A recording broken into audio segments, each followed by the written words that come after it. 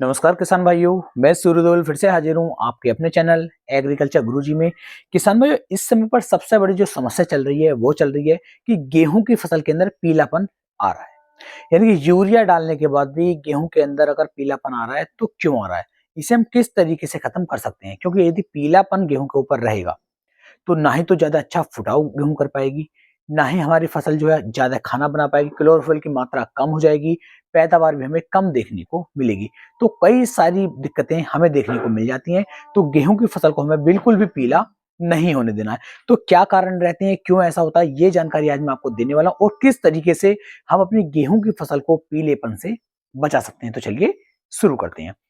सबसे पहली जो बात किसान भाइयों रहती है, जब हम अपने खेत के अंदर यूरिया डाल देते हैं और यूरिया डालने के बाद भी हमें दिखाई दे रहा है कि हमारी गेहूं पीली पड़ रही है, तो मुख्यतः क्या कारण रहेगा।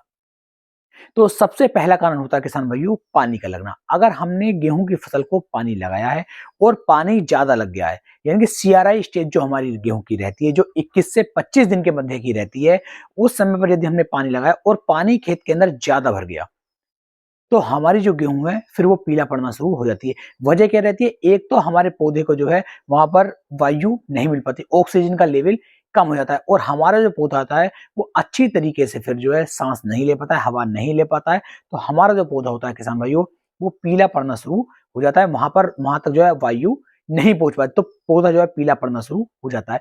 तो हमें ध्यान रखना है कि जब हम गेहूं की फसल के अंदर पानी लगा रहे हैं तो हमारा जो पौधा है उसे हल्का ही पानी लगे, क्योंकि ज्यादा पानी यदि लग जाएगा तो इससे सिर्फ और सिर्फ हमारी जो गेहूं की फसल होगी वो पीली पड़ेगी और हमें उससे काफी ज्यादा नुकसान देखने को मिल जाता है। तो पहला रीजन तो रहता है ये।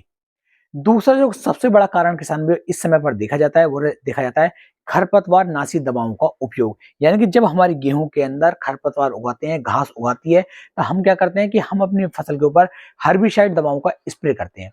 जब हम दवा का स्प्रे करेंगे तो कहीं ना कहीं अगर डोज हल्की सी भी ऊपर नीचे हो गई तो हमारी जो गेहूं होगी वो तुरंत ही पीली पड़नी शुरू हो जाती है। इससे काफी लंबे नुकसान हमें देखने को मिल जाते हैं। इस समय पर ऐसी ऐसी दवाएं आ रही हैं जो 20 ग्राम, 30 ग्राम, 40 ग्राम या 160 ग्राम की मात्रा 1 एकड़ खेत की है। अगर मान लीजिए 2-4 ग्राम या 5 ग्राम मात्रा भी आपने ज्यादा डाल दी तो मात्र इतनी सी मात्रा से ही पूरी की पूरी जो गेहूं की फसल है वो हमारी बेकार हो सकती है। तो जो हमारे दवाई हम डाल रहे हैं, जो भी हम खर्बिसाइड दवा का उपयोग कर रहे हैं, उसके साथ में किसान भाइयों आपको एक पेपर मिलता है, एक लिफलेट मिलता है, उसके ऊपर पूरी जानकारी दी हुई होती है कि किस दवाई का उपयोग किस तरीके से करना है, कैसे कैसे करना है। तो उस लिफलेट को पढ़ने के बाद ही आपको जो है इन दवाओं का उपयोग अपनी गेहूं की फसल के ऊपर करना है। अगर सही तरीके से आप करते हैं तो फसल पर पीलापन नहीं आएगा। क्या होता है, जब हम स्प्रे कर रहे हैं तो स्प्रे गलती से भी कई बार ऐसा हो जाता है कि एक ही जगह पर हम 2 बार स्प्रे मार देते हैं। अगर एक ही जगह पर 2 बार स्प्रे हमारा लग गया गलती से भी, तो भी किसानों हमारी जो गेहूं की फसल होगी वो पीली पड़नी शुरू हो जाती है। तो ये दिक्कत आती है। तो जब भी आप हर्बिसाइड दवा का स्प्रे कर रहे हैं, सोच समझ के लिफलेट पढ़ के तब अच्छी तरीके से करें, ताकि सिंगल स्प्रे ही गेहूं की फसल के ऊपर हो पाए और हमें बेहतर रिजल्ट देखने को मिल सके। पानी की मात्रा भी उतनी ही रखें जितनी उसमें दी गई है। कई बार पानी बताया है 150 लीटर, हमने डाल दिया उसके अंदर 120 लीटर, तो दवाई की पोटेंसी थोड़ी सी तेज हो जाएगी, तब भी फसल पीली पड़ सकती है, बेकार हो सकती है। तो बिल्कुल सही तरीके से हमें चलना है, क्योंकि गेहूं की फसल बहुत मजबूत फसल नहीं होती है, हल्की फसल होती है। हल्की सी भी क्रियाविधि ऊपर नीचे हुई और हमारी फसल बेकार हो जाती है। तो इस चीज का भी आपको ध्यान रख के चलना है। तीसरा जो मुख्यतः कारण हमें देखने को मिल जाएगा, एक तो अगर हमारी गेहूं की फसल के अंदर सल्फर की कमी यदि आएगी तब भी हमारी जो गेहूं की फसल होगी वो पीली पड़ जाती है। इससे काफी ज्यादा नुकसान जो है हमें देखने को मिल जाते हैं। दूसरा, अगर फेरस की, आयरन तत्व की कमी अगर हमारी गेहूं के अंदर आ गई तब भी जो हमारी फसल होगी किसान भाइयों वो तब भी पीली पड़नी शुरू हो जाती है। इसके अलावा अगर जिंक की कमी गेहूं के अंदर चल रही है, खेत के अंदर चल रही है, तब भी हमारी फसल पीली पड़नी शुरू हो जाएगी। मैग्नीशियम की यदि कमी हमारी फसल के अंदर चलेगी तब भी हमारी फसल पीली पड़नी शुरू हो जाती है। तो कई सारे कारण हैं जिनकी वजह से जो हमारी गेहूं की फसल है वो पीली किसान भाइयों पड़। 4 तत्व मैंने आपको बताए, जैसे हमारा फेरस हो गया, हमारा सल्फर हो गया, जिंक हो गया, या फिर किसान भाइयों मैग्नीशियम हो गया। अगर इनकी कमी आएगी तब भी हमारी फसल पीली पड़ जाती है। तो इन चारों तत्वों की अगर हमें कमी दिखाई दे रही है तो इन्हीं तत्वों को, इन्हीं खादों को जो है हमें अपनी गेहूं की फसल के अंदर डालना होगा। तब जो हमारी फसल पीली पड़ रही थी वो पीला पड़ना बंद कर देगी। तो इस चीज का हमें जो है चेक करवाना पड़ता है कि हमारे खेत के अंदर किस चीज की कमी चल रही है, तभी हमारी जो फसल है वो अच्छी तरीके से हरी भरी होकर के चलती है।